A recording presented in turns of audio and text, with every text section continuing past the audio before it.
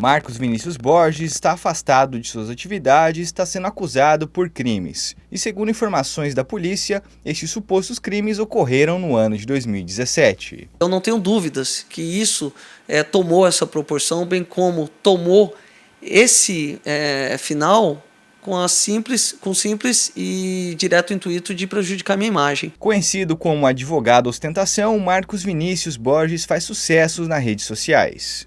Ele ganhou repercussão após atuar como advogado de defesa de um dos supostos atiradores responsáveis por assassinar 7 pessoas, incluindo uma garota de 12 anos de idade, em um bar no bairro Jardim Lisboa, em Sinop.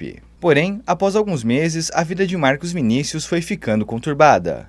No mês de março, ele sofreu uma tentativa de assassinato dentro de seu escritório. Ele foi baleado, mas sobreviveu. Neste mês, a Ordem dos Advogados do Brasil suspendeu preventivamente sua licença de advogado, devido a postagens ostentando seu estilo de vida. Dessa maneira que eu sou combativo, eu também fui combativo quando eu fui suspenso por supostamente, ou então por situações que constam no processo ético-disciplinar, por eu estar ostentando, principalmente quando eu tiro fotos e faço vídeos andando no meu veículo particular. Vale destacar que a minha rede social é minha rede pessoal, eu não convido ninguém a participar ou assistir, entre e acessa quem quer.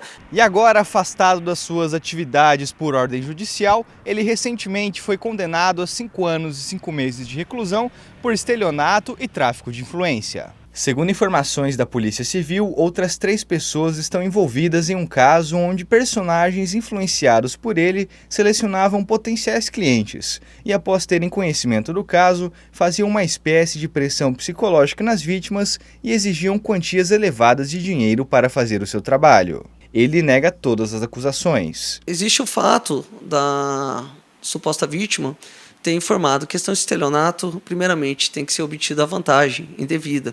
Tem que haver a representação da vítima, coisa que jamais houve. Inclusive, a parte informou que houve o contrato verbal entre a esposa do mesmo e o advogado, bem como, em consequência, foi recebido em sua residência por um delegado, a qual esse profissional já possui diversas denúncias contra ele, e que esse delegado foi em seu carro particular, sem qualquer intimação, apenas buscando essa pessoa, né, que figurou como vítima, informando para essa e até a delegacia que deveria assinar um termo.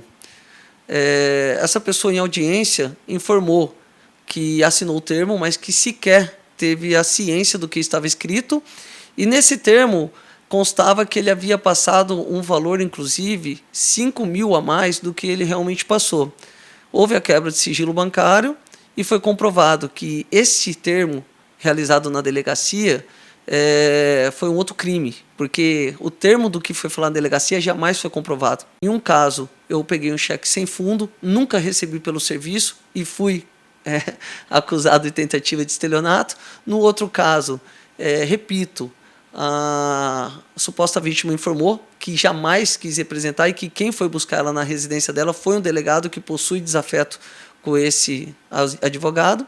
E o primeiro caso, que é um elemento que já possuía passagens por aliciação de menor, tentativa de homicídio, que foi detido, alterado, tudo mais na delegacia, e que foi combinado um valor para ele. Ao final ele não quis pagar, ficou tudo concordado através de um contrato de honorários, a questão de uma moto, que depois eu entrei com processo civil, essa moto jamais foi utilizada, e ele me pagou a dívida dele no processo civil e pegou a moto. Esse primeiro caso também vale destacar que ele trouxe 3 versões diferentes, uma para a OAB, uma para o Ministério Público e outra para a Justiça. Marcos esclarece que a divulgação da condenação é um ato criminoso. Nesse ponto que eu digo que existe muita obscuridade, existe até um sentimento de perseguição. Isso é comprovado pela maneira tendenciosa a qual a matéria vazou e pela maneira que vazou.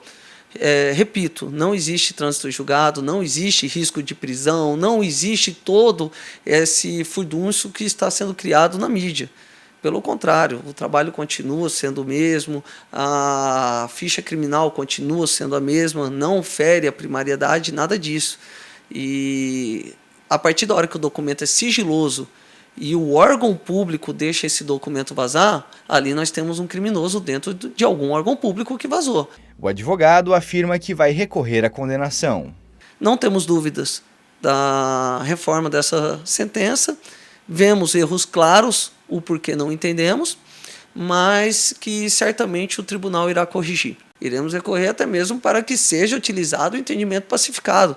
Não temos dúvidas que isso será reformado.